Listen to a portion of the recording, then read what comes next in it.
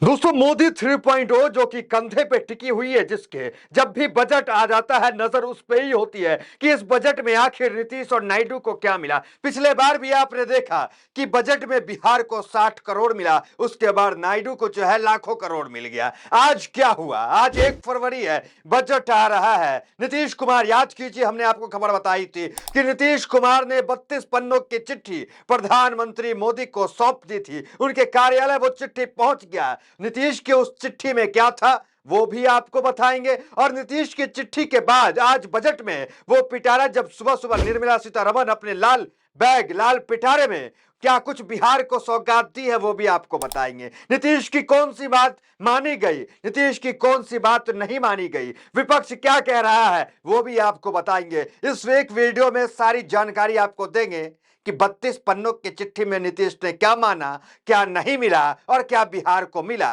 और एक बात तो और सवाल निकल के सामने आ रही है, कांग्रेस ये कह रही है कि हर बार बिहार को खबर हेडलाइन बन जाती है कि बिहार ही गदगद हो गया, बिहार को जो है पैकेज ही पैकेज मिल गया, बरसात हो गया बिहार को। अभी आ रहे उस पे कि कौन सी मांग नीतीश ने किया वो नीतीश को नहीं मिली, उस पे आ रहे। उससे पहले आपको बता दे कि पिछली बार 60,000 करोड़ का पैकेज बिहार को दिया गया, वो पैकेज कहां गया, वो कहां इस्तेमाल हुआ। क्या नीतीश की सरकार ये साझा करेगी आम पब्लिक के साथ कि वो 60,000 करोड़ जो था वो पैकेज क्या क्या हुआ? क्या उससे कोई मेट्रो लाइन बन गई? क्या उससे कोई बड़े अस्पताल बन गए? उससे कल कारखाने खुल गए? क्या हुआ? क्या उस 60,000 करोड़ को लगा करके क्या आज बिहारी जो है बाहर मजदूरी करने नहीं जा रहा है, जॉब करने नहीं जा रहा है? बिहार एक मजदूर सप्लाई करने का राज्य बनकर के रह गया है। और जो बिहार की भूख है, पक्ष विपक्ष जो कह ले, नेता गदगद हो जाएं, लेकिन जो बिहार की भूख है उस भूख के अनुसार बिहार को कभी भी पैकेज नहीं मिला। देखिए नीतीश की मांग पे आते हैं, उससे पहले क्या क्या नीतीश ने मांगा था वो बताते हैं। उससे पहले आपको बता देते हैं कि क्या क्या बिहार को मिल गया है, फिर उसके बाद उनकी मांग क्या थी वो बताएंगे, और उसके बाद क्या कह रहे हैं तेजस्वी यादव वो आपको बताते हैं। देखिए क्या क्या बिहार को मिल गया, जो कहा जा रहा है कि बिहार गदगद हो गया। देखिए क्या क्या मिला। देखिए बिहार में नेशनल फूड टेक्नोलॉजी इंस्टीट्यूट बनेगा। दूसरा, मखाना बोर्ड की स्थापना। तीसरा, पश्चिमी कोसी नहर के लिए वित्तीय सहायता। चौथा, आईआईटी पटना की क्षमता में विस्तार, मतलब उसकी सीटें बढ़ा दी जाएगी, है ना। ग्रीनफील्ड हवाई अड्डे का निर्माण होगा। पटना हवाई अड्डे की क्षमता का विस्तार। बिहटा में ब्राउनफील्ड हवाई अड्डा। देखिए इसमें मुख्य जो है वो दो ही चीज है, जो दो मुख्य है, मुख्य बात जो मानी गई है नीतीश कुमार की, वो दो ही चीज है। बाकी सब तो समझिए कि वो ऊंट के मुंह में जीरा वाला स्थिति है। अब पटना एयरपोर्ट की क्षमता बढ़ जाएगी, मतलब रनवे का ये बढ़ जाएगा, तो इससे बिहार का क्या ही भला हो जाएगा, आप अंदाजा लगा लीजिए। देखिए मेन जो है वो है मखाना बोर्ड की स्थापना, ये मेन चीज जो करने का वो हुआ। अब देखिए आईआईटी पटना की क्षमता में विस्तार, इससे बिहार को क्या ही ज्यादा फायदा होगा, लेकिन ठीक है। मेन जो है वो ग्रीनफील्ड हवाई अड्डे का निर्माण और एक है मखाना बोर्ड की स्थापना, ये दोनों चीजें ये मेन बिहार को मिला है। अब आ जाते हैं, आपको बताते हैं कि मांगे क्या थी नीतीश कुमार की। क्या नीतीश कुमार जो 32 पन्ने में मांग रहे थे, क्या था वो, क्या मांग थी ऐसी। और कहा जा रहा था इस बजट के बाद ही तय हो जाएगा कि नीतीश कुमार जो बीजेपी में खुद को असहज महसूस कर रहे हैं, तमाम बयान नीतीश कुमार के खिलाफ बीजेपी के नेता देते हैं कि अगली बार मुख्यमंत्री नहीं रहेंगे, बीजेपी का अपना मुख्यमंत्री बनेगा, चेहरा अभी डिसाइड नहीं हुआ कि 2025 के चुनाव में कौन होगा मुख्यमंत्री का। ये नीतीश कुमार को ये सब चीज परेशान कर रहा था, और उस परेशानी और उस चुप्पी के बीच 32 पन्नों का चिट्ठी प्रधानमंत्री मोदी के टेबल पे गया, इसलिए जो है खबर बन गई कि अब क्या होगा। ये 32 पन्ने में जो मांगे नीतीश की है वो अगर नहीं माने प्रधानमंत्री मोदी तो फिर क्या होगा। देखिए नायडू को लाखों करोड़ फिर मिल गया, 1 लाख करोड़ से ज्यादा चंद्रबाबू नायडू को फिर मिल गया। नायडू हर बार जो है बिहार से आगे ही निकल जाते हैं, इस बार भी वही हुआ।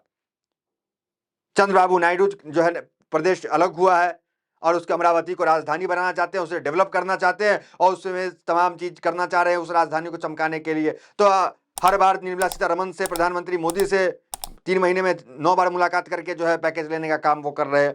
अब देखिए आते हैं क्या क्या मांगा गया था। देखिए स्क्रीन पे देखिए, शहरी औद्योगिक विकास में इतना करोड़, 10,000 करोड़। फिर उसके बाद देखिए रेलवे हवाई अड्डा में 2,500 करोड़। फिर उसका देखिए कला और खेल में 100 करोड़ के अलग अलग चीजें है। पर्यटन और पर्यावरण में उन्होंने मांगा 200 करोड़। सड़क मार्ग उसके लिए उन्होंने इतना 1000 करोड़ मांग लिया, 48,000 करोड़। फिर वह कृषि शहरीकरण में मांगा उन्होंने। फिर उसके बाद स्वस्थ शिक्षा, सबको आप पॉज करके पढ़ सकते हैं अगर पढ़ना हो तो। इंफ्रास्ट्रक्चर के लिए 25,000 करोड़।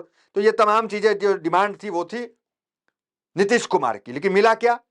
जो बस मखाना बोर्ड और एक ग्रीन फ्लाई, ये आपको हवाई अड्डा, आईआईटी का जो वो रहेगा उसका विस्तार हो जाएगा, पटना एयरपोर्ट का विस्तार हो जाएगा।